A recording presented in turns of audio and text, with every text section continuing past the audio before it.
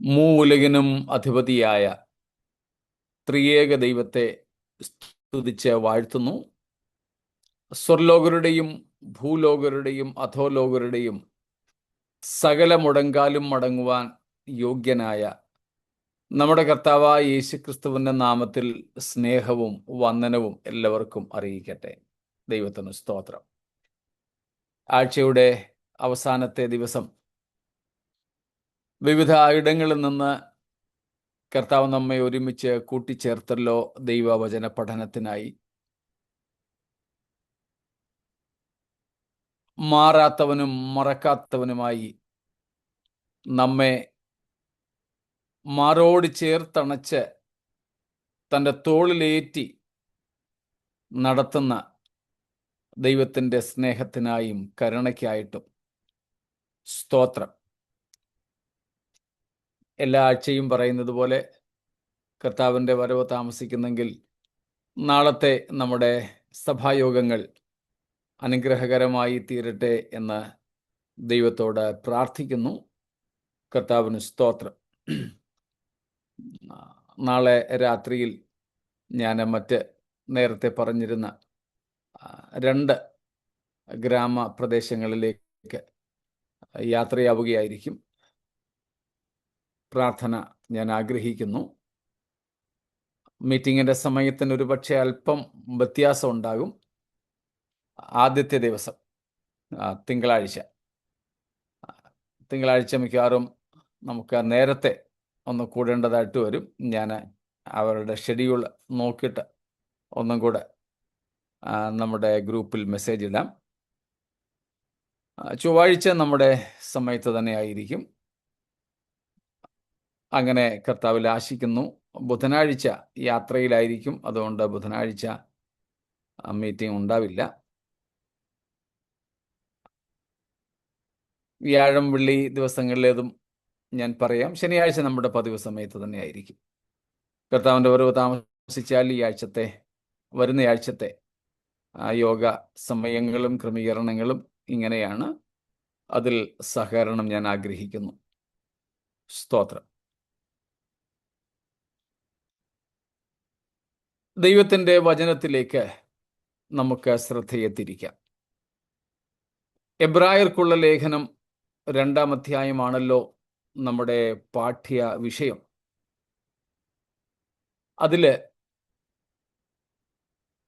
5 തൊട്ട് 8 വരെയുള്ള വാക്യങ്ങൾ ആദാമ്യവർഗത്തെക്കുറിച്ചുള്ളതാണ് എന്ന് നമ്മൾ തിരിച്ചറിഞ്ഞുകൊണ്ട്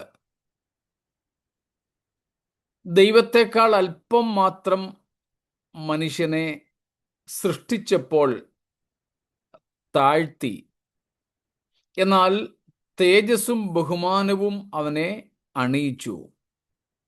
ദൈവത്തിൻ്റെ സകല സൃഷ്ടികൾക്കും അവനെ അധിപതിയാക്കി. സകലത്തെയും ഈ മനുഷ്യന്റെ കാൽ കീഴെ ആക്കിയിരിക്കുന്നു. കാൽ കീഴെ ആക്കിയതിൽ സകലത്തെയും എന്ന് വെച്ചാൽ ഒന്നിനെയും കീഴ്പ്പെടുത്താതിരുന്നിട്ടില്ല എന്നും ഉള്ള കാര്യങ്ങളാണ് നമ്മൾ കണ്ടുകൊണ്ടിരിക്കുന്നത്. നമ്മൾ ആ വാക്യങ്ങളിൽ വായിക്കുന്നതെല്ലാം കൂടെ ചേർത്തു വച്ച് പറയാൻ കഴിയുന്ന കാര്യമാണ് ഉൽപ്പത്തി 1-ന്റെ 26-28 വാക്യങ്ങളിൽ നിന്ന് കണ്ടത്. ദൈവം മനുഷ്യനെ തൻ്റെ സ്വരൂപത്തിലും സാദൃശ്യത്തിലും സൃഷ്ടിച്ചിരിക്കുന്നു എന്നുള്ള വസ്തുത. അപ്പോൾ ദൈവം മനുഷ്യനെ ദൈവത്തിൻ്റെ സ്വരൂപപ്രകാരവും സാദൃശ്യപ്രകാരവും സൃഷ്ടിച്ചു എന്നുള്ളതാണ് നാം എബ്രായ ലേഖനം 2-ാം അധ്യായത്തിൻ്റെ 6-ഉം 7-ഉം വിശേഷിച്ച് 7-ഉം 8-ഉം വാക്യങ്ങളിൽ കാണുന്നത്. സ്തോത്രം. ഉൽപ്പത്തി 5-ാം അധ്യായം 2-ാമത്തെ വാക്യം കൂടെ വായിക്കാമോ? ജെനസിസ് 5:2. ആണും പെണ്ണുമായി അവരെ സൃഷ്ടിച്ചു. സൃഷ്ടിച്ച നാളിൽ അവരെ അനുഗ്രഹിക്കുകയും അവർക്ക് ആദാം എന്ന് പേരിടുകയും ചെയ്തു. 9:6. ആരെങ്കിലും മനുഷ്യന്റെ രക്തം ചൊരിയിച്ചാൽ അവന്റെ രക്തം മനുഷ്യൻ ചൊരിയിക്കും. ദൈവത്തിന്റെ സ്വരൂപത്തിലല്ലോ മനുഷ്യനെ ഉണ്ടാക്കിയത്. സ്തോത്രം.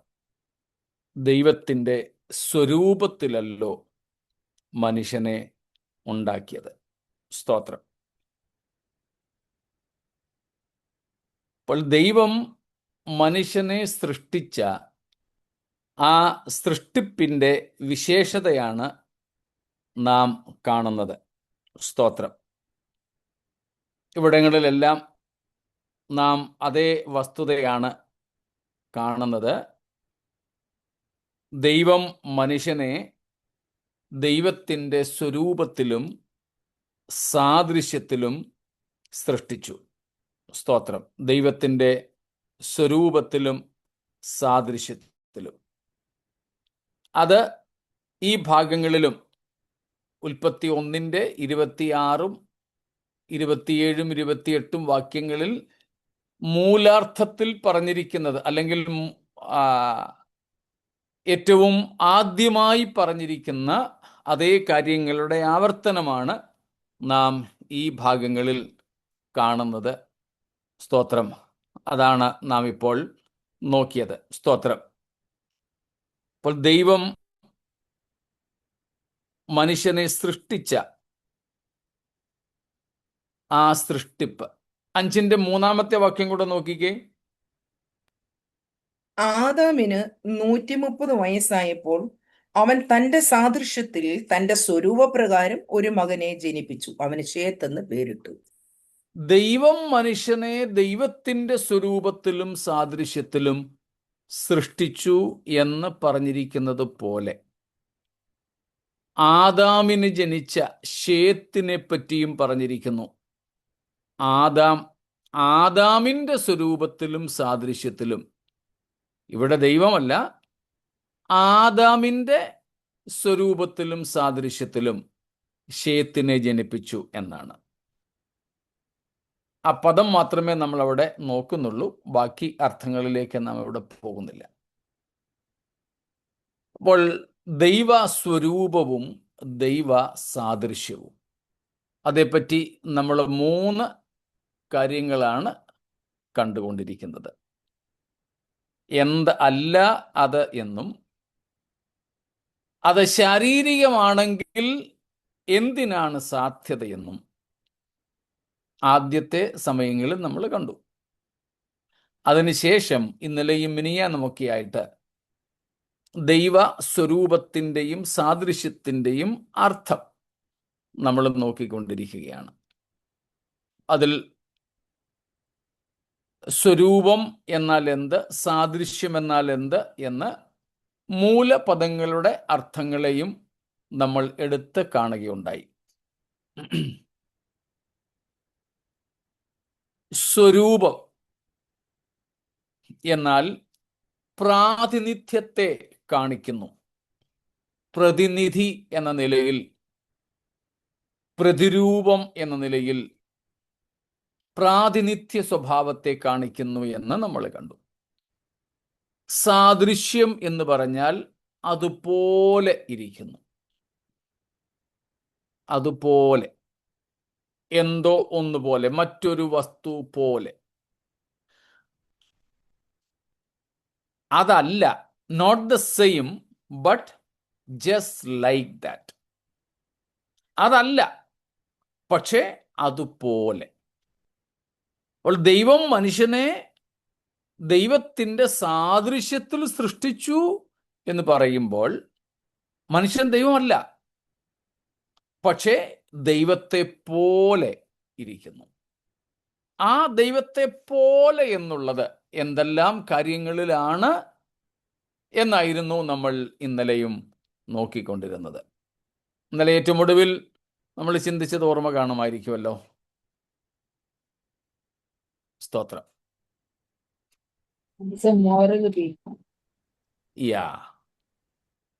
ദൈവത്തിൻ്റെ സ്വഭാവമെന്ന് വേണമെങ്കിൽ അങ്ങ് പറയാം.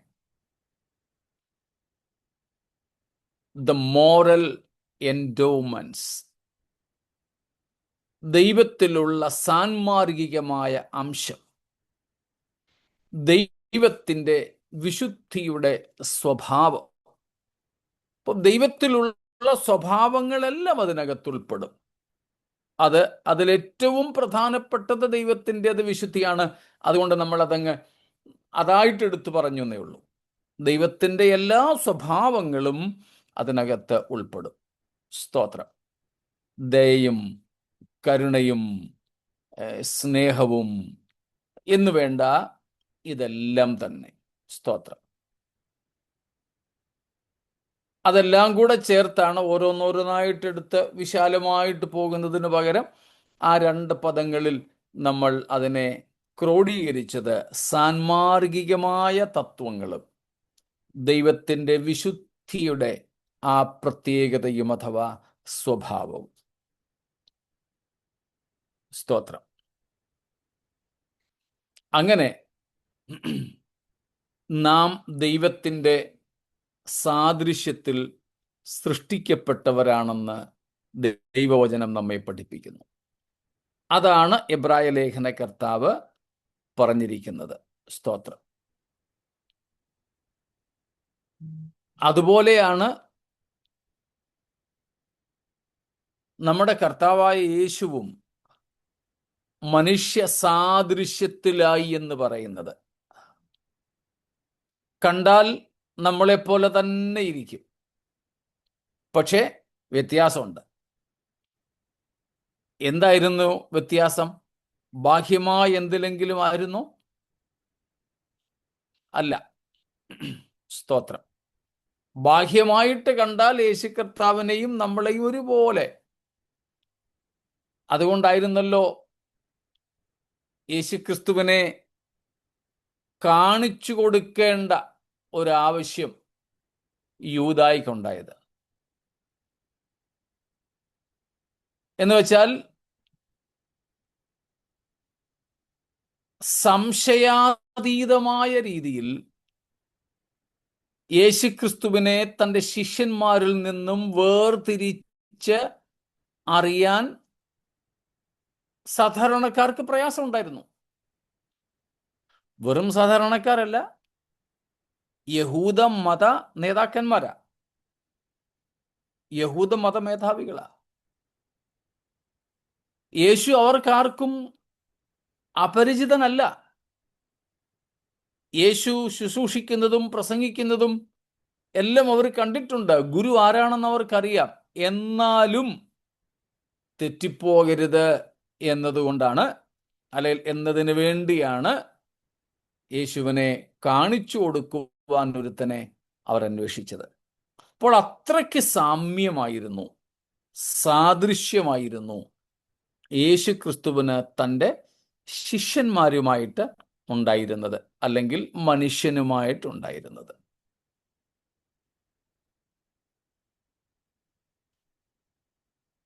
പക്ഷേ ആ സാദൃശ്യം പുറമേ അങ്ങനെ തോന്നുമായിരുന്നുവെങ്കിലും നോട്ട് ദ സെയിം.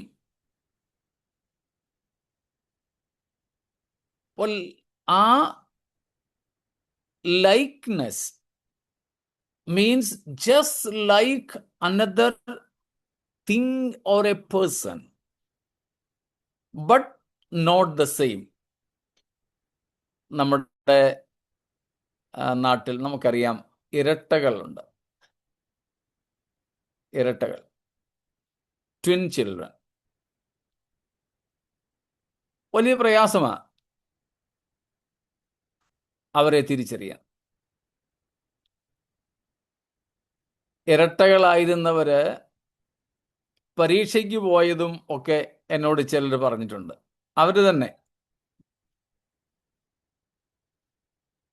ഇരട്ടയിൽ ഒരാൾ പഠിക്കാൻ മിടുക്കനായിരുന്നു, ഒരാൾ മണ്ടനും. അതുകൊണ്ട് ഒരാൾ തോക്കുമായിരുന്നു. തോറ്റ് കഴിഞ്ഞിട്ട് ഉള്ള പരീക്ഷയൊക്കെ എഴുതാൻ ഇരട്ടകളിൽ മറ്റേയാളാണ് പോയിക്കൊണ്ടിരുന്നത്. ആർക്കും തിരിച്ചറിയാൻ പറ്റില്ലായിരുന്നു. ഇപ്പോഴൊക്കെ ആണെങ്കിൽ പിന്നെ ബയോമെട്രിക് സംഗതികളൊക്കെ ചിലപ്പം വെക്കുന്നത് കൊണ്ട് പിടിക്കപ്പെടാം. എന്നാൽ നേരത്തെ ഒന്നും അങ്ങനെ ഇല്ലല്ലോ.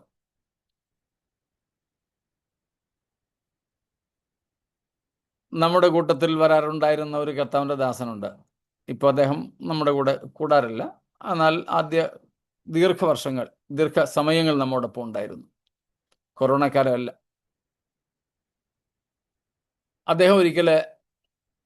അദ്ദേഹം മധ്യപ്രദേശിൽ ശുശ്രൂഷിക്കുന്ന സമയം, ഞാൻ ഇവിടെ ബോംബെയിൽ താമസിക്കുന്നു. ഒരു ദിവസം ഞങ്ങളുടെ വീടിൻ്റെ വാതിൽ തുറന്നതും ഇദ്ദേഹം മുമ്പിൽ നിൽക്കുന്നു. ഞാൻ അതിശയിച്ചു പോയി. ഞാൻ പറഞ്ഞു, പാസ്റ്റർ എപ്പോ വന്നിവിടെ? ഒന്ന് വിളിച്ചും പറഞ്ഞില്ലല്ലോ. ഞാൻ ഭയങ്കര എക്സൈറ്റഡ് ആയിട്ട് ആകാംക്ഷയോട് അദ്ദേഹത്തെ ആലിംഗനം ചെയ്യാൻ ചെല്ലുമ്പോൾ അദ്ദേഹം നിസ്സംഗനായിട്ട് നിൽക്കുന്നു. ഞാൻ വിചാരിച്ചു, എന്തു പറ്റി? അദ്ദേഹത്തിൻ്റെ നിസ്സംഗത കണ്ടപ്പോൾ ഞാൻ ഒന്ന് അറച്ചു. അപ്പോൾ അദ്ദേഹം പറഞ്ഞു, പാസ്റ്ററിന് ആള് തെറ്റിയതാണെന്ന് എനിക്ക് മനസ്സിലായി. ഞാൻ ചോദിച്ചു, എനിക്ക് ആള് തെറ്റിയോ? അതെ, ഇന്നയാളാണെന്നും പറഞ്ഞല്ലേ എന്നോട് സംസാരിച്ചു. ഞാൻ പറഞ്ഞു, അതെ, അത് എൻ്റെ സഹോദരനാന്ന് പറഞ്ഞു. ഞങ്ങൾ ഇരട്ടകളാ. പിന്നെ അദ്ദേഹം ഒന്ന് ചിരിച്ചതൊക്കെ. അപ്പം രണ്ട് ഇരട്ടകളായിട്ട് കൂടെ മറ്റേ ദേഹത്തെ പോലെ തന്നെ ഇദ്ദേഹം, ഒരു മാറ്റവും ഇല്ല. വലിപ്പത്തിനൊക്കെ ചെറിയ വ്യത്യാസം ഒരു പക്ഷേ കാണും. അത് ചിലപ്പോൾ രണ്ടുപേരെയും കൂടെ ഒരുമിച്ചൊക്കെ നിന്ന് നോക്കുമ്പോഴേ നമുക്ക് മനസ്സിലാക്കാൻ പറ്റുള്ളൂ. പൊതുവെ അങ്ങനെയാണ്. ഒട്ടും സാമ്യമില്ലാത്ത ഇരട്ടകളെ ഞാൻ കണ്ടിട്ടുണ്ട്. ഒട്ടും സാമ്യമില്ലാത്ത ഇരട്ടകളെ. എന്നാൽ പൊതുവെ twins just like the other one, but not the same.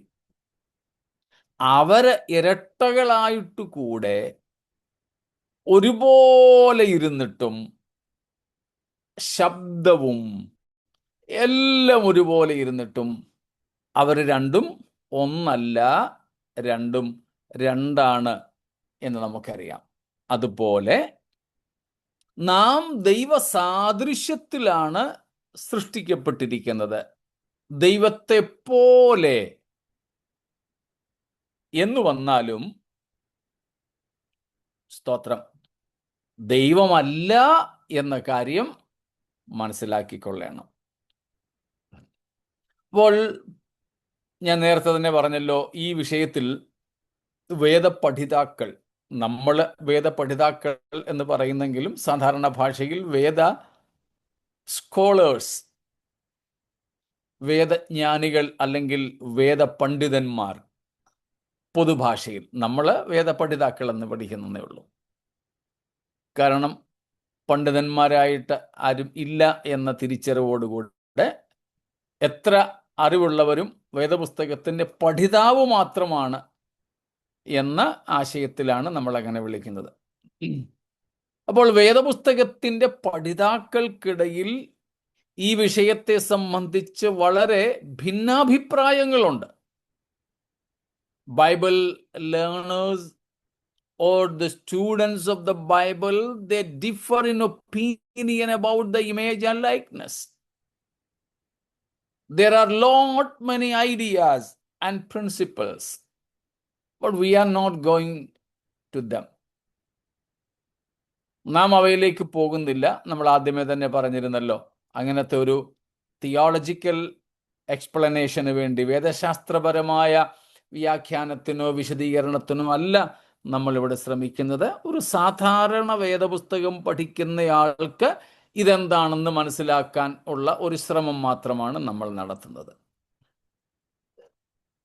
അപ്പോൾ പല അഭിപ്രായങ്ങൾ അവർക്കുണ്ട്, തമ്മിൽ അടിക്കാറുണ്ട്, തമ്മിൽ ശക്തമായ ചൂടുപിടിച്ച വാദപ്രതിവാദങ്ങൾ നടക്കാറുണ്ട്. എന്നാലും അവിടെ ഇരിക്കട്ടെ, നമുക്ക് മനസ്സിലാക്കാൻ പറ്റുന്നത്, this image and likeness are to be understood as the whole being of man.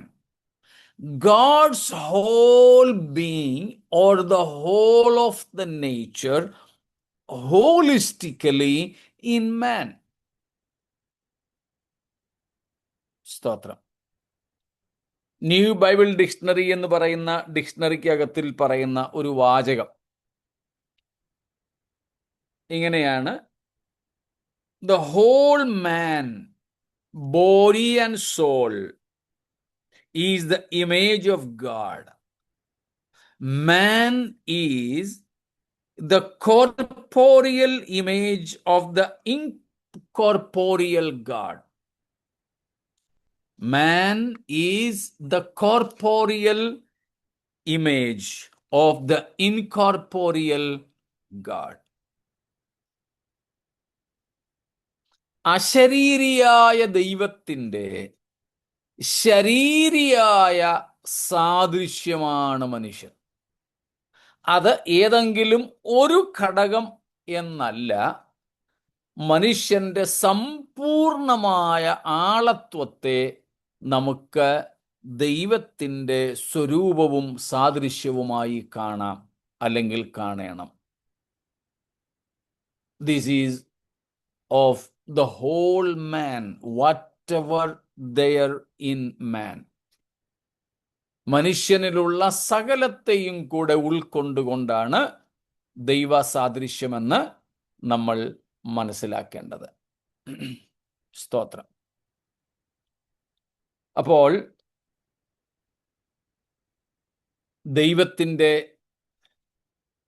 ആത്മാവ്, ദൈവത്തിൻ്റെ സ്വഭാവം,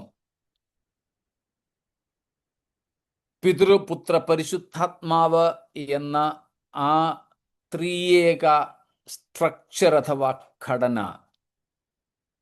മോറൽ എൻഡോമെന്റ്സ് ഓർ നേച്ചർ, സാൻമാർഗികമായ ആ പ്രകൃതം, ദൈവത്തിൻ്റെ വിശുദ്ധി തുടങ്ങിയുള്ള എല്ലാവിധമായ സ്വഭാവങ്ങളും, ഇതെല്ലാം കൂടെ ചേർത്താണ് ദൈവം മനുഷ്യനെ തൻ്റെ സ്വരൂപത്തിലും സാദൃശ്യത്തിലും സൃഷ്ടിച്ചു എന്ന് പറയുന്നത്. സ്തോത്രം. ദൈവത്തിന് സ്രഷ്ടാവ് എന്ന നിലയിൽ സൃഷ്ടിയുടെ മേൽ ഉള്ള അധികാരം. സ്തോത്രം. The authority God had over the creation as the creator. സ്രഷ്ടാവെന്ന നിലയിൽ സൃഷ്ടിയുടെ മേൽ ദൈവത്തിനുണ്ടായിരുന്ന അധികാരം, ആ അധികാരത്തോടുകൂടെയാണ് ദൈവം മനുഷ്യനെ സൃഷ്ടിച്ചത്. So exercising the authority over the creation, that also is part of it. സ്തോത്രം. ഇവൻ ഇപ്പോഴും പാപത്തിൽ വീണുപോയ മനുഷ്യനെ ദൈവം വീണ്ടെടുത്തു. യേശുക്രിസ്തുവിലൂടെ രക്ഷാ അനുഭവത്തിലേക്ക് നടത്തി. അങ്ങനെ ദൈവം തിരഞ്ഞെടുത്ത് ആക്കി വച്ച മനുഷ്യന് ദൈവം രക്ഷിച്ച് തിരഞ്ഞെടുത്ത് വിളിച്ച് തൻ്റെ മക്കളാക്കി തീർത്ത ദൈവമനുഷ്യരെ കുറിച്ചാണ് പറയുന്നത്. അവർക്ക് നമ്മുടെ കർത്താവായ യേശുക്രിസ്തു ഒരു അധികാരം കൊടുത്തു. മനുഷ്യനെ അപ്പോസ്തോലന്മാരായിട്ട് തിരഞ്ഞെടുത്ത സമയത്ത് തന്നെ ആ ഉദ്ദേശം പറയുകയുണ്ടായി. സ്തോത്രം. ആ ഉദ്ദേശം പറയുകയുണ്ടായി. എന്തിനാ കർത്താവ് മനുഷ്യനെ അല്ലെങ്കിൽ ശിഷ്യന്മാരിൽ നിന്ന് അപ്പോസ്തലന്മാരെ തിരഞ്ഞെടുത്തതെന്ന് പറയുന്നു?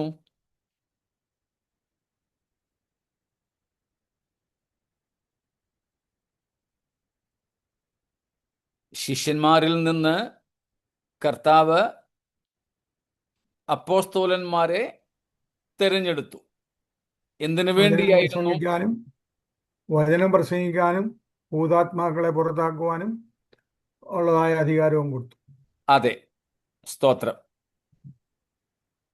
അവിടെ കർത്താവ് പറയുന്നുണ്ട്, തന്നോട് കൂടെ ഇരിപ്പാനും പ്രസംഗിക്കേണ്ടതിന് അയപ്പാനും. മൂന്നാമത്തെയാണ് നമുക്കിവിടെ പ്രസക്തം.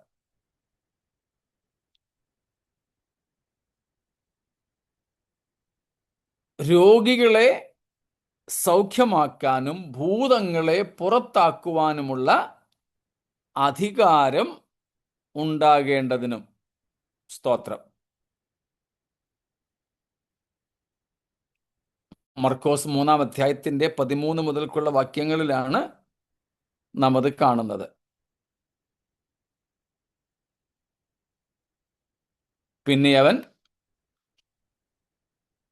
പിന്നെ അവൻ മലയിൽ കയറി തനിക്ക് ബോധിച്ചവരെ അടുക്കൽ വിളിച്ചു. അവർ അവന്റെ അരികെ വന്നു. അവൻ തന്നോട് കൂടെ ഇരിപ്പാനും പ്രസംഗിക്കേണ്ടതിന് അയപ്പാനും ഭൂതങ്ങളെ പുറത്താക്കേണ്ടതിന് അധികാരം ഉണ്ടാകുവാനും 12 നിയമിച്ചു. കണ്ടോ? ഭൂതങ്ങളെ പുറത്താക്കുവാൻ അധികാരമുണ്ടാകേണ്ടതിന്.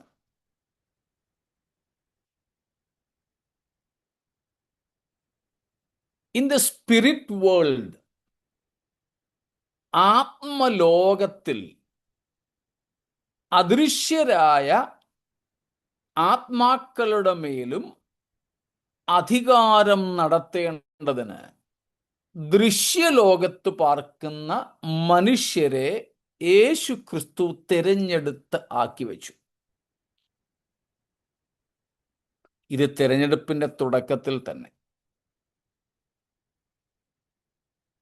കർത്താവിൻ്റെ ഉയർത്തെഴുന്നേൽപ്പിന് ശേഷം, സ്വർഗാരോഹണത്തിന് മുമ്പ് ശിഷ്യന്മാരോട് പറഞ്ഞതും നമുക്കറിയാം. ഇതേ പുസ്തകം അവസാന അധ്യായത്തിൽ 16-17 വാക്യങ്ങളിൽ, മർക്കോസ് 16-ന്റെ 16-17 വാക്യങ്ങളിൽ എടുത്തെങ്കിൽ നമുക്കറിയാം, എങ്കിൽ കൂടെ വായിച്ചോളൂ. പിന്നെ അവൻ അവരോട്, നിങ്ങൾ ഭൂലോകത്തിലൊക്കെയും പോയി സകല സൃഷ്ടിയോടും സുവിശേഷം പ്രസംഗിപ്പീൻ. വിശ്വസിക്കുകയും സ്നാനമേൽക്കുകയും ചെയ്യുന്നവൻ രക്ഷിക്കപ്പെടും, വിശ്വസിക്കാത്തവൻ ശിക്ഷാവിധിയിൽ അകപ്പെടും. അവിടെ വിശ്വസിക്കുന്നതിനെ കുറിച്ച് പറഞ്ഞിരിക്കുന്നു. വിശ്വസിക്കുന്നവൻ രക്ഷിക്കപ്പെടും. വിശ്വസിക്കുകയും സ്നാനമേൽക്കുകയും ചെയ്യുന്നവൻ രക്ഷിക്കപ്പെടും. വിശ്വസിക്കാത്തവന് സ്നാനമേൽക്കുന്ന പരിപാടിയില്ല, അവൻ ശിക്ഷാവിധിയിൽ അകപ്പെടും. ഈ വിശ്വാസത്തെക്കുറിച്ച് പറഞ്ഞിട്ട് അടുത്ത വാക്യത്തിൽ പറയുന്നത് കേട്ടോ, വിശ്വസിക്കുന്നവരാൽ ഈ അടയാളങ്ങൾ നടക്കും. എന്റെ നാമത്തിൽ അവർ ഭൂതങ്ങളെ പുറത്താക്കും, പുതുഭാഷകളിൽ സംസാരിക്കും, സർപ്പങ്ങളെ പിടിച്ചെടുക്കും, മരണകരമായ യാതൊന്നു കുടിച്ചാലും അവർക്ക് ഹാനി വരികയില്ല, രോഗിയുടെ മേൽ കൈവച്ചാൽ അവർക്ക് സൗഖ്യം വരും എന്ന് പറഞ്ഞു. അപ്പോൾ 15-16 വാക്യങ്ങളിൽ സുവിശേഷത്തിൽ വിശ്വസിക്കുന്ന ഒരു വ്യക്തിക്ക് രക്ഷ ലഭിക്കുന്നതിനെ കുറിച്ച് പറയുന്നു ഉറപ്പോടെ. അതിനുശേഷം ആ രക്ഷിക്കപ്പെടുമാറ് ക്രിസ്തുവേശുവിൽ വിശ്വസിക്കുന്ന ഒരാളിന് ഉപയോഗിക്കുവാൻ കഴിയുന്ന ശക്തിയെക്കുറിച്ചും അധികാരത്തെക്കുറിച്ചുമാണ് പറയുന്നത്. പറഞ്ഞു വരുന്നത്, ദൈവസ്വരൂപവും സാദൃശ്യവും ഇപ്പോൾ നമ്മൾ പറഞ്ഞത് സ്രഷ്ടാവെന്ന നിലയിൽ സൃഷ്ടിയുടെ മേൽ ദൈവത്തിനുള്ള അധികാരത്തിൻ്റെ വിനിയോഗമാണെന്നാണ്. എന്നാൽ അത് മനുഷ്യൻ പാപം ചെയ്തപ്പോൾ അവന് ഏറെക്കുറെ, എല്ലാമല്ല ഏറെക്കുറെയൊക്കെ നഷ്ടമുണ്ടായി. എന്നാൽ മനുഷ്യനെ വീണ്ടെടുക്കുമ്പോൾ വീണ്ടെടുപ്പുകാരനായ ക്രിസ്തുവേശുവിൻ്റെ മരണ അടക്ക ഉയർത്തെഴുന്നേൽപ്പുകളിൽ വിശ്വസിക്കുന്ന ഒരുവന്, സ്തോത്രം, ആ നഷ്ടപ്പെട്ടു പോയ ദൈവസ്വരൂപവും സാദൃശ്യവും ഉൾക്കൊണ്ട് അധികാരം തിരിച്ചു നൽകുന്നത് കാണാം. ആ അധികാരത്തിൻ്റെ യഥാസ്ഥാപനമാണ്, പൂർണ്ണ അളവിലല്ല എങ്കിലും നമുക്കിവിടെ കാണാൻ സാധിക്കുന്നത്, കർത്താവായ യേശുവിൽ വിശ്വസിക്കുന്ന ഒരു വ്യക്തിക്ക് അദൃശ്യമായ ആത്മമണ്ഡലത്തിൽ പോലും അധികാരം വിനിയോഗിക്കുവാൻ സാധിക്കുന്നു. ആരുടെ അധികാരമാണത്? ഉയർത്തെഴുന്നേറ്റ യേശുക്രിസ്തുവിൻ്റെ അധികാരം. അതുകൊണ്ടാണ് മത്തായി 28:18 പറഞ്ഞത്, സ്വർഗത്തിലും ഭൂമിയിലും സകല അധികാരവും എനിക്ക് നൽകപ്പെട്ടിരിക്കുന്നു. അതുകൊണ്ട് നിങ്ങൾ പുറപ്പെട്ട് സുവിശേഷം പ്രസംഗിക്കാനും സ്നാനപ്പെടുത്താനും ശിഷ്യരാക്കിക്കൊള്ളുവാനും ഉപദേശിക്കുവാനും കർത്താവ് പറഞ്ഞു വിട്ടു. അപ്പോൾ യേശുക്രിസ്തുവിൻ്റെ പ്രതിനിധികളായി യേശു തൻ്റെ ശിഷ്യന്മാരെ, അപ്പോസ്തലന്മാരെ നിയമിച്ചപ്പോഴും, 2, ഉയർത്തെഴുന്നേറ്റ യേശുക്രിസ്തുവിൻ്റെ പകരക്കാരായി ലോകത്തിലേക്ക് അവരെ അയച്ചപ്പോഴും കർത്താവ് പറയുന്ന കാര്യമാണ്, നമുക്ക് ദൃശ്യമണ്ഡലത്തിൽ താമസിക്കുന്ന ജീവിക്കുന്ന നമുക്ക് അദൃശ്യമണ്ഡലത്തിൽ അധികാരം വിനിയോഗിക്കുവാൻ സാധിക്കുന്നു. ശരീരത്തിൽ വസിക്കുന്ന നമുക്ക് അശരീരികളായ ആത്മാക്കളുടെ മേൽ, ഭൂതങ്ങൾ അശരീരികളായ ആത്മാക്കളുടെ മേൽ അധികാരം നടത്തുവാൻ സാധിക്കുന്നു.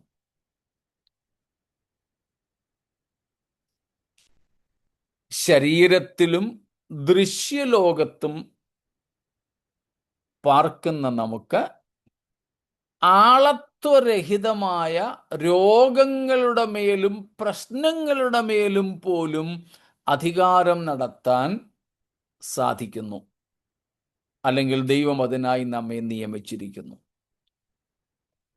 അങ്ങനെയാണെങ്കിൽ അന്ന് പാപം ചെയ്യുന്നതിന് മുമ്പ് നിഷ്കന്മൻഷയുഗമെന്ന് വിളിക്കപ്പെടുന്ന the age or the dispensation of innocence, നിഷ്കന്മൻഷയുഗം, കന്മഷമില്ലാത്ത യുഗം, അന്ന് ആക്കപ്പെട്ട അല്ലെങ്കിൽ ജീവിച്ചിരുന്ന ആദിമ മനുഷ്യനെ ദൈവത്തിൻ്റെ പൂർണ്ണമായ അധികാരത്തോട് കൂടെയാണ് നിയമിച്ചത്, നിർമ്മിച്ചത്. ആ അധികാരത്തെയും നമുക്കിവിടെ എന്തായി മനസ്സിലാക്കാം? ദൈവ സാദൃശ്യവും സ്വരൂപവുമായി മനസ്സിലാക്കാം. അപ്പോൾ ഇന്ന് നമുക്ക് ഈ അദൃശ്യമണ്ഡലത്തിൽ പോലും ക്രിസ്തുവിൻ്റെ പകരക്കാരായി നിന്നുകൊണ്ട് അധികാരം നടത്താമെങ്കിൽ അന്ന് അതിന് എത്രയധികം സാധ്യത ഉണ്ടായിരുന്നു എന്നാണ് ഈ പറഞ്ഞതിൻ്റെ സാരം.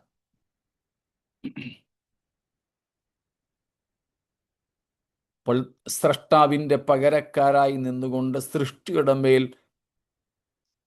അധികാരം നടത്താനുള്ള പ്രാപ്തി, അതും ഈ ദൈവ സ്വരൂപത്തിലും സാദൃശ്യത്തിലും ഉൾപ്പെടുന്നതാണ്.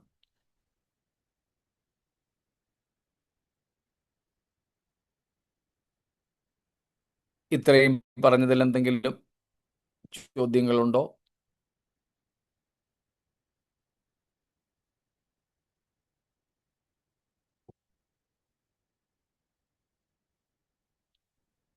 അടുത്തത്, നിത്യനായ ദൈവത്തിൻ്റെ സ്വരൂപ സാദൃശ്യങ്ങൾ എന്ന് പറയുന്നത് മനുഷ്യനിൽ അല്ലെങ്കിൽ മനുഷ്യനെ ദൈവമാക്കി വെച്ച നിത്യതയുടെ സ്വഭാവം തന്നെയാണ്. ദൈവം, the image of eternal God is that man also was intended to be eternal.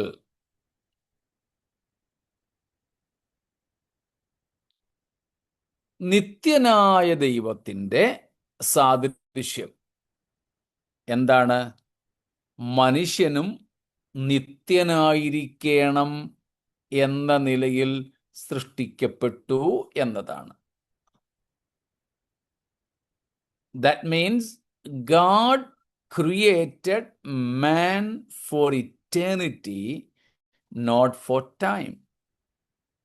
ദൈവം മനുഷ്യനെ സൃഷ്ടിച്ചത് നിത്യതയ്ക്ക് വേണ്ടിയാണ്, കാലത്തിന് അല്ലെങ്കിൽ സമയത്തിന് വേണ്ടിയല്ല. സ്തോത്രം. ദൈവം മനുഷ്യനെ സൃഷ്ടിച്ചത് നിത്യതയ്ക്ക് വേണ്ടിയാ, നിത്യതയ്ക്ക് വേണ്ടിയാ, മരിക്കാൻ വേണ്ടിയായിരുന്നില്ല. അവൻ ഈവൻ പാപം നിമിത്തം മരണം മനുഷ്യനിൽ കടന്നിട്ടുകൂടെ നമുക്ക് ദൈവം ഒരു നിത്യമായ സ്വഭാവം അല്ലെങ്കിൽ ഒരു നിത്യത്വം നമ്മിൽ നിയമിച്ചിരിക്കുന്നു. സ്തോത്രം. ഒരു നിത്യത്വം നമ്മിൽ ദൈവം നിക്ഷേപിച്ചിരിക്കുന്നു. സ്തോത്രം.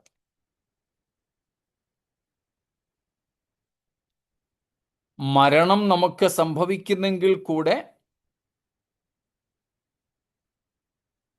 ശരീരത്തിന് മാത്രമേ ആ മരണം സംഭവിക്കുന്നുള്ളൂ. അതാണ് നമ്മൾ ആ സഭാപ്രസംഗിയിൽ കഴിഞ്ഞ ദിവസങ്ങളിൽ പറഞ്ഞു വിട്ടത്.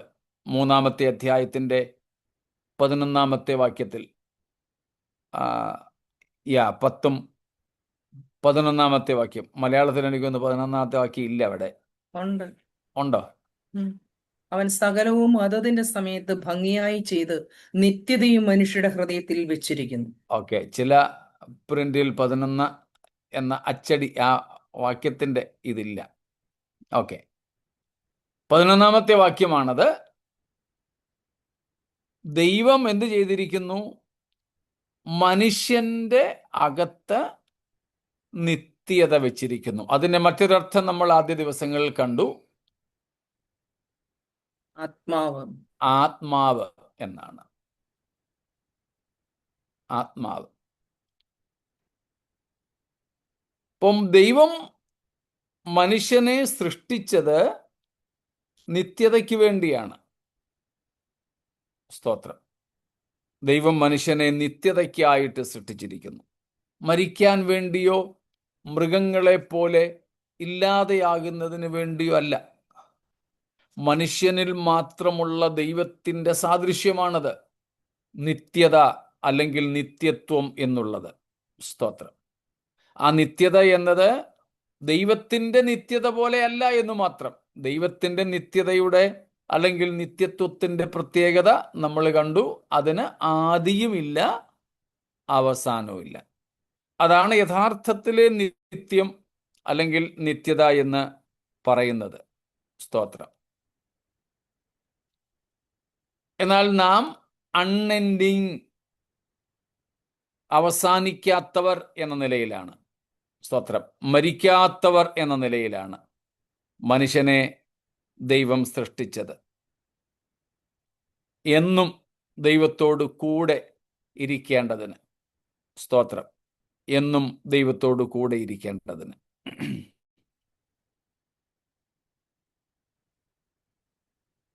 സ്തോത്രം. He has made everything beautiful in its time. Amplified version വായിക്കുകയാണ്. He also has planted eternity in men's heart and minds, a divinely implanted sense of a purpose working through the ages, which nothing under the sun but God alone can satisfy. Yet so that men cannot find out what God has done from the beginning to the end. സ്തോത്രം. നിത്യനായ ദൈവത്തിൻ്റെ സാദൃശ്യവും സ്വരൂപവും മനുഷ്യനിൽ നൽകിയപ്പോൾ മനുഷ്യനെയും ദൈവം നിത്യനായി നിർമ്മിച്ചു. സ്തോത്രം.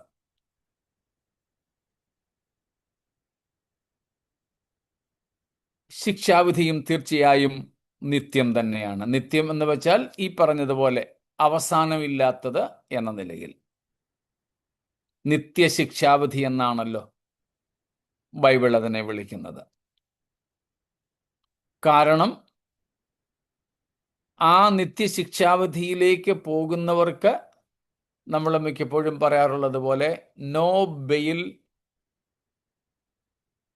No parole, ജാമ്യവും പരോളും ഇല്ലാത്ത ഒരു ശിക്ഷാവിധിയിലേക്കാണ് പാപികൾ ചെന്ന് എത്തുന്നത്. അതുകൊണ്ട് അതിനെ നിത്യശിക്ഷാവിധി എന്നാണ് വിളിക്കുന്നത്. പൗലോസ് അപ്പോസ്തലൻ തെസലോനിക്കർക്കുള്ള ലേഖനത്തിൽ പറഞ്ഞ് നമ്മൾ പല പ്രാവശ്യം വായിച്ചിട്ടുണ്ട്. 2 തെസലോനിക്കർ 1-ാമത്തെ അധ്യായം അതിൻ്റെ 6 മുതൽക്കുള്ള വാക്യങ്ങളിൽ സുവിശേഷം അനുസരിക്കാത്തവർ നമ്മുടെ കർത്താവിൻ്റെ സന്നിധാനവും അവൻ്റെ വല്ലഭത്വത്തോടുകൂടിയ മഹത്വവും വിട്ടകന്ന് നിത്യനാശം എന്ന ശിക്ഷാവിധി നിത്യനാശം എന്ന ശിക്ഷാവിധി അനുഭവിക്കും. സ്തോത്രം.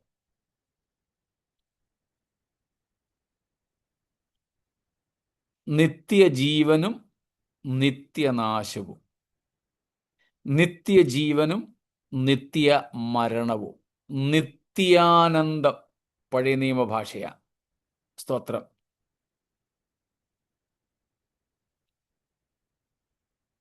ഇപ്പൊ രണ്ടും നിത്യം എന്ന നിലയിലാണ് വേദപുസ്തകം അവതരിപ്പിക്കുന്നത്. എന്നാൽ വ്യത്യാസം നിത്യ ശിക്ഷാവിധി, നിത്യ ജീവൻ, അല്ലെ നിത്യ മരണം, നിത്യജീവൻ, ഈ നിലകളിലാണ്. ഇപ്പൊ ദൈവം മനുഷ്യനെ സൃഷ്ടിച്ചപ്പോൾ ആഗ്രഹിച്ചത് നാം നിത്യകാലം, അവസാനിക്കാത്ത യുഗങ്ങൾ മുഴുവനും ദൈവത്തോട് കൂടെ ആയിരിക്കണം എന്നായിരുന്നു. അവസാനിക്കാത്ത യുഗങ്ങൾ മുഴുവനും. അതിനുള്ള ഒരു പ്രത്യേക ഘടനയിലാണ് മനുഷ്യനെ സൃഷ്ടിച്ചത്. So God, when created man in his own image, he made him capable of living forever, undying forever. ഒരിക്കലും മരിക്കാത്ത, ഇൻഡിസ്ട്രക്റ്റബിൾ, നശിക്കാത്ത, നശിപ്പിക്കാൻ കഴിയാത്ത നിലയിലാണ് മനുഷ്യനെ ദൈവം സൃഷ്ടിച്ചത്. മനുഷ്യനെ മാത്രം, വേറെ ഒന്നിനെയും അങ്ങനെ ചെയ്തില്ല. അതുകൊണ്ട് അവയെല്ലാം ദ്രവത്വത്തിൻ്റെ ദാസ്യത്തിൽ കഴിയുന്നു. സ്തോത്രം. The entire creation, except man, is under the slavery of decay, corruptibility, as per Romans 8:19 following. റോമർ 8:19 മുതൽക്കുള്ള വാക്യങ്ങൾ നമ്മൾ പല ആവർത്തി വായിച്ചിട്ടുള്ളതാണ്. സകല സൃഷ്ടിയും ദ്രവത്വത്തിൻ്റെ ദാസ്യത്തിൽ കഴിയുകയാണ്. എന്നാൽ ദ്രവത്വത്തിന്റെ ദാസ്യത്തിൽ നമുക്ക് ശരീരം മാത്രമേ ഇപ്പോൾ ഉള്ളൂ. അതിൽ നിന്നും ഒരു വീണ്ടെടുപ്പുണ്ട്. ശരീരത്തിന്റെ വീണ്ടെടുപ്പായ പുത്രത്വം പ്രാപിക്കും എന്നുള്ള ആശയോടെ എന്ന് പൗലോസ് 8:23 റോമാലേഖനത്തിൽ പറയുന്നു. സ്തോത്രം. അപ്പോൾ നിത്യനായ ദൈവത്തിൻ്റെ സ്വരൂപ സാദൃശ്യങ്ങൾ മനുഷ്യനിലുള്ള നിത്യ സ്വഭാവമാണ്. നമ്മളെ മരണത്തിനോ സമയത്തിനോ വേണ്ടി അല്ല ദൈവം സൃഷ്ടിച്ചത്. മനുഷ്യൻ പാപം നിമിത്തം ശരീരത്തിൽ മരണം ഭവിച്ചവനായി തീർന്നെങ്കിലും ശാരീരിക മരണം കൊണ്ട് ഒരാളിൻ്റെ അസ്തിത്വം ഇല്ലാതെയാകുന്നില്ല. ഒന്നുകിൽ ദൈവത്തോട് കൂടെ അല്ലെങ്കിൽ ദൈവത്തിൽ നിന്ന് അകന്ന് എന്നേക്കുമായി ജീവിച്ചിരിക്കുന്ന ഒരവസ്ഥ ഇന്നും മനുഷ്യനുണ്ട്. അത് ദൈവത്തിൻ്റെ സാദൃശ്യത്തിൻ്റെ ഭാഗമാണ്, അല്ലെങ്കിൽ ദൈവസാദൃശ്യത്തിൽ ഉൾപ്പെടുന്നതാണത്. ഇതിലേതെങ്കിലും ഒന്ന് മാത്രമല്ല, നമ്മൾ മനസ്സിലാക്കാൻ വേണ്ടി ഓരോന്നോരോന്നിനെ എടുത്തെടുത്ത് ഇങ്ങനെ പുറത്തെടുത്ത് കാണുന്നേ ഉള്ളൂ.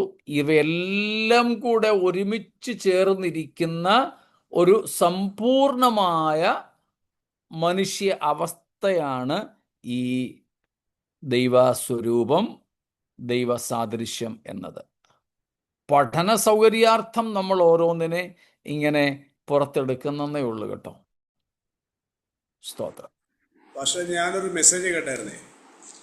ആ മെസ്സേജ് ഇങ്ങനെയാണ്: ദൈവത്തിന് ഒരു മനുഷ്യനെ സൃഷ്ടിച്ചു കഴിഞ്ഞാൽ അവൻ്റെ ആത്മാവിനെ ഒരിക്കലും നശിപ്പിക്കാൻ കഴിയത്തില്ല. അപ്പോൾ അങ്ങനെയാണെങ്കിൽ ആ പുള്ളി ഉന്നയിക്കുന്ന ഒരു ചോദ്യം ഇതാണ്: കർത്താവിൻ്റെ ആ സർവശക്തി, അത് സർവം ചെയ്യാൻ കഴിയുന്ന അവിടെ ചോദ്യം ചെയ്യപ്പെടുകയില്ലേ എന്ന് അദ്ദേഹം ഒരു ചോദ്യം, ഒരു മെസ്സേജ് അങ്ങനെ കേട്ടായിരുന്നു. അതെങ്ങനെയാണ്? പക്ഷേ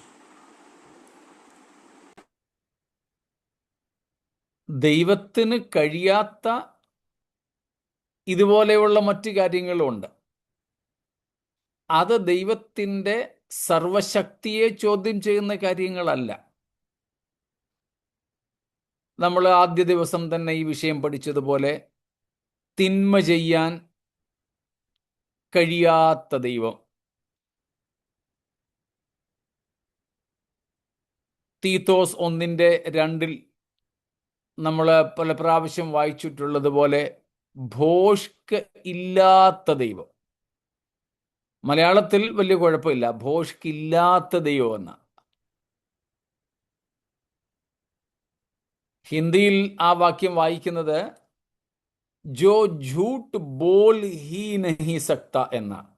ഭോഷ്ക് പറയാൻ ഒക്കാത്ത ദൈവമെന്ന, കഴിയാത്ത ദൈവമെന്ന. എനിക്കൊന്ന് ഇംഗ്ലീഷിലും അങ്ങനെ തന്നെയാണ് അല്ലേ? Who never lies. Who never lies. മലയാളത്തിൽ ഇതുപോലെ തന്നെയാണ്. ഏതാ വേർഷൻ അത്? ESV. ഓക്കെ. ESVയിൽ മലയാളം പോലെ തന്നെയാണ്. ഭോഷ്കില്ലാത്ത, ഭോഷ്ക് ചെയ്യാത്ത എന്ന നിലയിൽ. ആംപ്ലിഫൈഡ് വേർഷനിൽ കൊടുത്തിരിക്കുന്നത് ഹു കനോട്ട് ഡിസീവ് എന്ന. ഹു കനോട്ട്,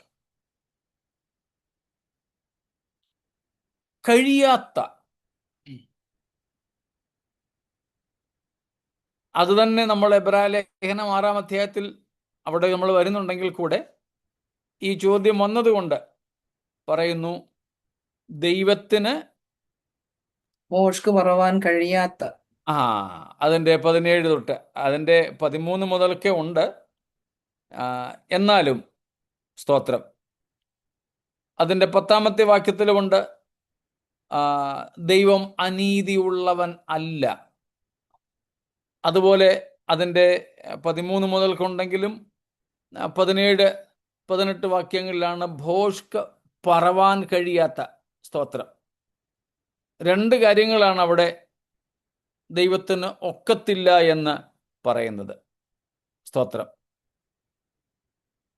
മാറിപ്പോകാത്തതും ദൈവത്തിന് ഭോഷ്ക് പറവാൻ കഴിയാത്തതുമായ 2 കാര്യങ്ങളാൽ. അപ്പോൾ ദൈവത്തിന് കഴിയാത്ത ഇതുപോലെയുള്ള കാര്യങ്ങളുണ്ട്. അത് പക്ഷേ ദൈവത്തിൻ്റെ കഴിവിനെയോ സർവശക്തിത്വത്തെയോ ചോദ്യം ചെയ്യുന്ന കാര്യങ്ങളല്ല.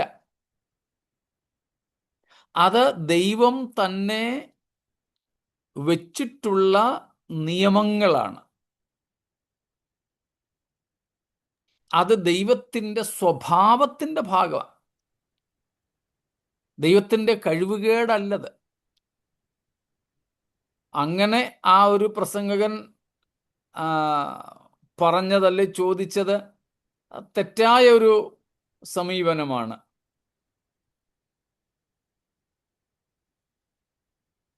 പാസ്റ്റർ, ഇത് ദൈവം മനുഷ്യന്റെ ഫ്രീ വില്ല് കൊണ്ടുകൊണ്ട് ഉണ്ടായതില്ലേ?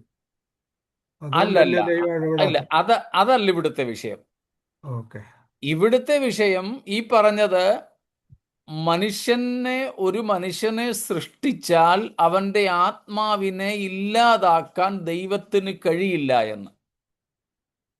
അത് ദൈവത്തിൻ്റെ സർവശക്തിക്ക് എതിരെയുള്ള ഒരു ആരോപണമല്ലേ എന്നാ ചോദ്യം. അല്ല എന്നാണ് നമ്മൾ കണ്ടത്. കാരണം അത് ദൈവത്തിൻ്റെ തന്നെ നിയമമാണ്. ദൈവം തന്നെയാണ് അങ്ങനെ വെച്ചത്. വേറെ ഒരാൾ ചെയ്ത പണി തമ്പുരാൻ അഴിക്കാൻ വയ്യാതെ വരികയായിരുന്നെങ്കിൽ ദൈവത്തിൻ്റെ കഴിവുകേടായനെ. എന്നാൽ ഇത് ദൈവത്തിൻ്റെ സമ്പൂർണമായ ഹിതത്തിൽ ദൈവം തന്നെ പദ്ധതിയിട്ട് ക്രമീകരിച്ചതാണ്. അത് ദൈവം നിയമിച്ചതുപോലെ തന്നെ നടക്കുന്നു, അത്രേ ഉള്ളൂ. അതുകൊണ്ട് ദൈവത്തിൻ്റെ നിയമത്തെ ലംഘിക്കുന്നില്ല. അതുകൊണ്ടാണ് നമ്മൾ ദൈവത്തെ വിളിക്കുന്നത് God is A word bound God എന്ന്. ദൈവം വചനബദ്ധനായ ദൈവമാണ്. പഴയവർക്ക് ഓർമ്മയുണ്ടാവും, നമ്മൾ ബൈബിൾ 7 കാര്യങ്ങൾക്ക് അതീതമാണ് എന്ന് പഠിക്കാറുണ്ട്. ദൈവസഭയ്ക്ക് മുകളിലാണ്, പാരമ്പര്യത്തിന്, സഭാ നേതൃത്വത്തിന്, നമ്മുടെ യുക്തിക്ക്, തോന്നലുകൾക്ക്, അനുഭവങ്ങൾക്ക് ഒക്കെ അതീതമാണ് ദൈവത്തിൻ്റെ വചനം എന്ന് പറഞ്ഞിട്ട് നമ്മൾ ഏറ്റവും ഒടുവിൽ 7ാമതായിട്ട് പഠിച്ച ഒരു കാര്യമുണ്ട്. ദൈവത്തിന്റെ നാമത്തിന് മീതെ. ദൈവത്തിൻ്റെ നാമത്തിനും മീതെ, ദൈവത്തിൻ്റെ സകല നാമത്തിനും മീതെയാണ് ദൈവത്തിൻ്റെ വചനം. 138-ാം സങ്കീർത്തനത്തിൻ്റെ 2-ാം വാക്യത്തിൻ്റെ 2-ാം പകുതിയാണത്. ദൈവത്തിൻ്റെ നാമത്തിനും മീതെയാണ് ദൈവത്തിൻ്റെ വചനം എന്ന് വെച്ചാൽ ദൈവം തൻ്റെ നാമം അപമാനിതമാകുവാൻ വിട്ടാൽ പോലും തൻ്റെ വചനം ലംഘിക്കപ്പെടാൻ ദൈവം അനുവദിക്കുകയില്ല. അങ്ങനെ ദൈവത്തിൻ്റെ പൂർണ്ണഹിതത്തിൽ ദൈവം മനുഷ്യനെ സൃഷ്ടിച്ചതാണ് അവൻ അനശ്വരനായിരിക്കണം എന്ന്, അവൻ്റെ ആത്മാവ് അമർത്യമായിരിക്കണമെന്ന്. ദൈവം വെച്ച ആ നിയമത്തെ മാറ്റാൻ ദൈവത്തിന് കഴിയും. അത് ദൈവത്തിന് കഴിവില്ലായ്മയല്ല. പക്ഷേ ദൈവം അത് ചെയ്യില്ല. കാരണം ദൈവം തന്നെയാണ് ദൈവത്തിൻ്റെ ജ്ഞാനസമ്പൂർണതയിൽ അങ്ങനെ നിയമിച്ചത്. അത് ദൈവത്തിൻ്റെ സർവശക്തിയോടുള്ള ചോദ്യമല്ല. സ്തോത്രം. നമ്മൾ തന്നെ നമ്മുടെ ഈ പഠനത്തിൽ പലപ്പോഴും ആവർത്തിച്ചു പറഞ്ഞിട്ടുള്ള ഒരു കാര്യമുണ്ട്. യേശുക്രിസ്തു അല്ലെങ്കിൽ ക്രിസ്തുവിൻ്റെ ക്രൂശിലെ യാഗത്തിന് രക്ഷിപ്പാൻ കഴിയാത്ത ഒരു പാപിയും ഇല്ല എന്ന്. പക്ഷേ നമ്മൾ പഠിച്ചിട്ടുള്ള കാര്യം ആവർത്തിച്ച് ഞാൻ പറഞ്ഞിട്ടുള്ള കാര്യമുണ്ട്, നമ്മുടെ ഗ്രൂപ്പിൽ നമ്മൾ പഠിച്ച കാര്യമുണ്ട്. യേശുക്രിസ്തുവിൻ്റെ ക്രൂശിനു പോലും ഒരു പാപിയെ രക്ഷിക്കാൻ കഴിയാത്ത, കൂടെ വരുന്നുണ്ടല്ലോ, ഒരു സമയം വരുന്നു. യേശുക്രിസ്തുവിന് പോലും ഒരു പാപിയെ രക്ഷിക്കാൻ കഴിയാത്ത സമയം വരുന്നു. എപ്പോഴാണ് നമുക്കറിയാം. നമ്മുടെ കർത്താവിൻ്റെ വരവിന് ശേഷം. അതിൻ്റെ വ്യത്യസ്തമായ ഘടകങ്ങൾ നമ്മൾ വെളിപ്പാട് പുസ്തകത്തിൽ പഠിച്ചിട്ടുണ്ട്. അത് ഞാനിവിടെ ആവർത്തിക്കുന്നില്ല വിസ്താര ഭയം കൊണ്ട്. ന്യായവിധി സമയത്ത് യേശു കർത്താവെന്ന് എല്ലാവരും കുമ്പിട്ട് കിടന്നേറ്റു പറയും. വെറുതെ ഒന്നും വണങ്ങിയല്ല, മുട്ടുകുത്തി കവിണ്ണ് വീണ് യേശുക്രിസ്തുവിൻ്റെ പാദങ്ങളെ ചുംബിച്ചുകൊണ്ട് അവരുടെ ചുണ്ടും നെറ്റിയും നമ്മുടെ കർത്താവിൻ്റെ പാദങ്ങളിൽ അമർത്തിക്കൊണ്ട് അവർ സർവശക്തിയും എടുത്തു വിളിച്ചു പറയും, യേശു മാത്രം കർത്താവ് എന്ന്. യേശു മാത്രം കർത്താവെന്ന്. Praise God. പക്ഷേ ആ ഏറ്റുപറച്ചിലിൽ പോലും അവർക്ക് രക്ഷിക്കപ്പെടാൻ കഴിയില്ല. ഇന്ന് നമ്മൾ വിശ്വാസത്താൽ പറയുമ്പോൾ പോലും ക്രിസ്തു നമ്മുടെ പാപങ്ങളെ ക്ഷമിക്കുന്നു.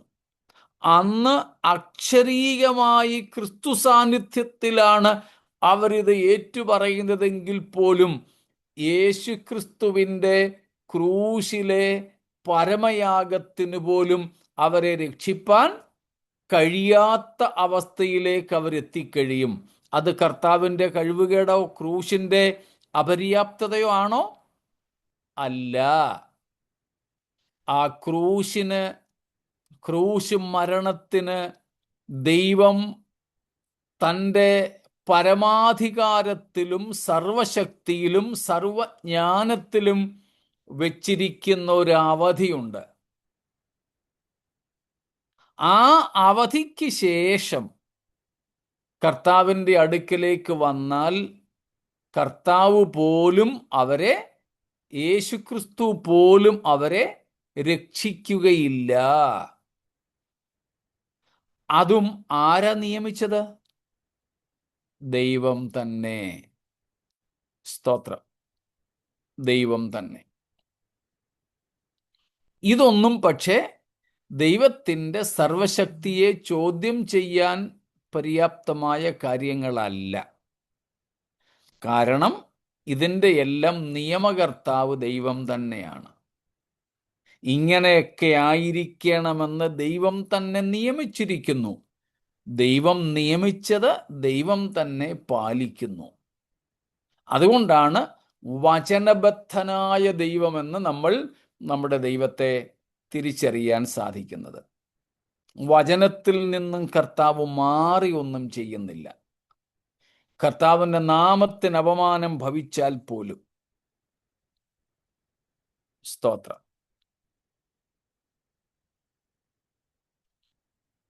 അപ്പോൾ ഇങ്ങനെയുള്ള ചോദ്യങ്ങൾ അല്ലെങ്കിൽ ഇങ്ങനെയുള്ള അഭിപ്രായങ്ങൾ പറയുന്നവര് ഈ തിരുവെഴുത്തിൻ്റെ സത്യങ്ങൾ, ദൈവത്തെക്കുറിച്ചുള്ള ആ പരിജ്ഞാനം വേണ്ടതുപോലെ അവർ ചിന്തിക്കാതെ പറയുന്നു എന്ന് വേണം നമുക്ക് ഊഹിക്കാൻ.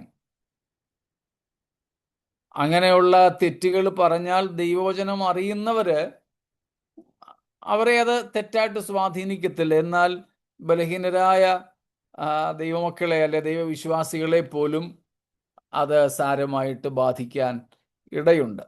സ്തോത്രം.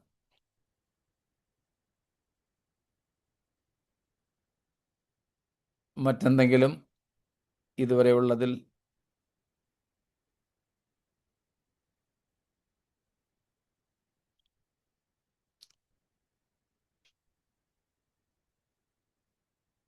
അപ്പോൾ നിത്യനായ ദൈവത്തിൻ്റെ സാദൃശ്യം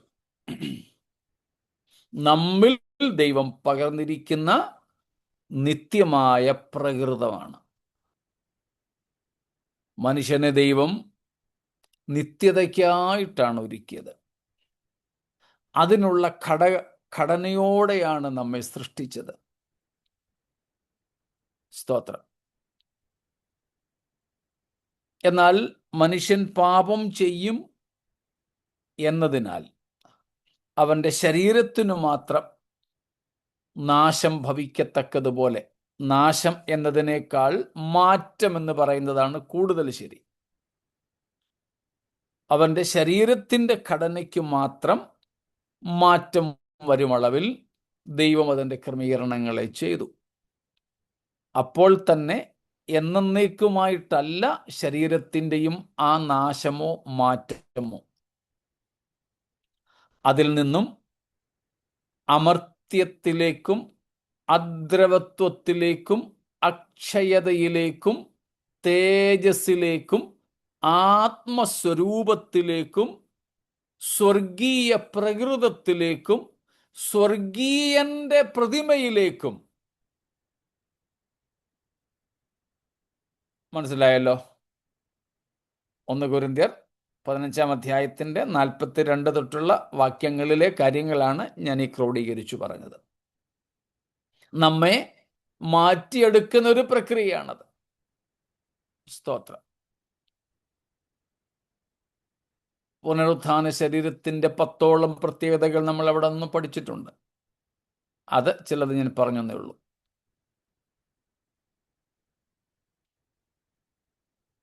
അപ്പം മനുഷ്യനെ ദൈവം തൻ്റെ സ്വരൂപത്തിലും സാദൃശ്യത്തിലും സൃഷ്ടിച്ചു.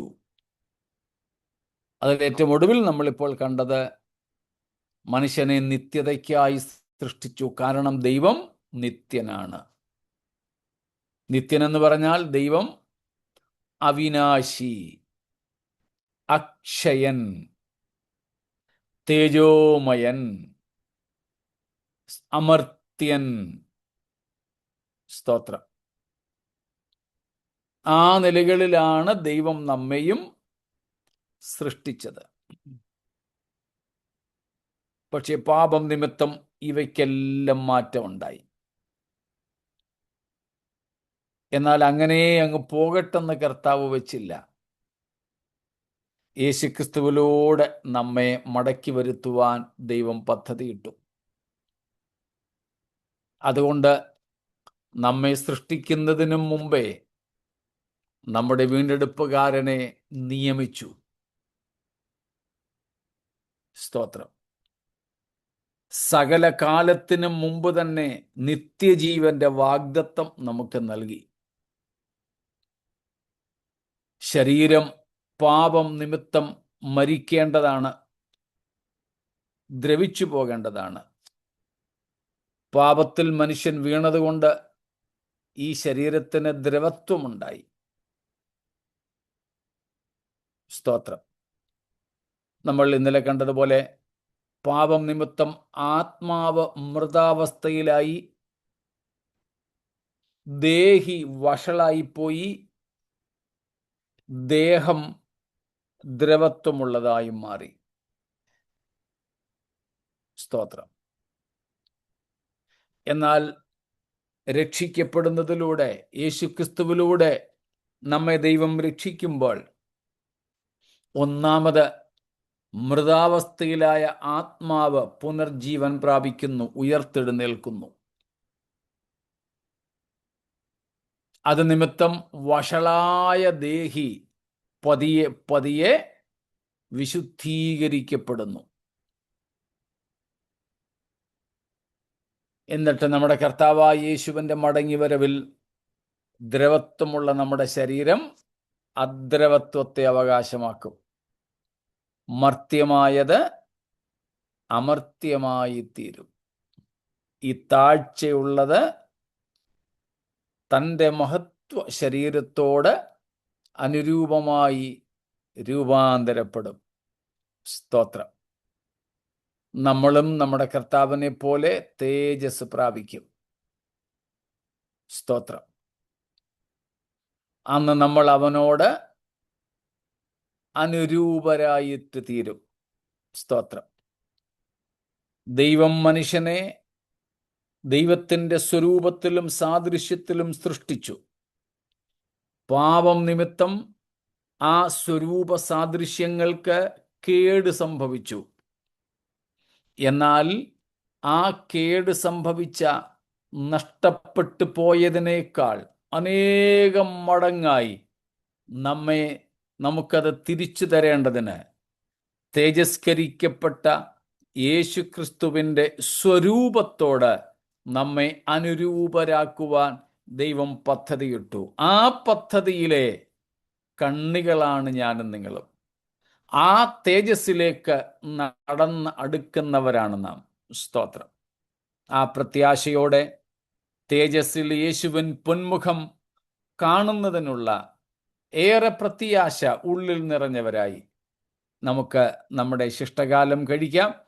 ഈ വചനങ്ങളാൽ ദൈവം നമ്മെ അനുഗ്രഹിക്കും.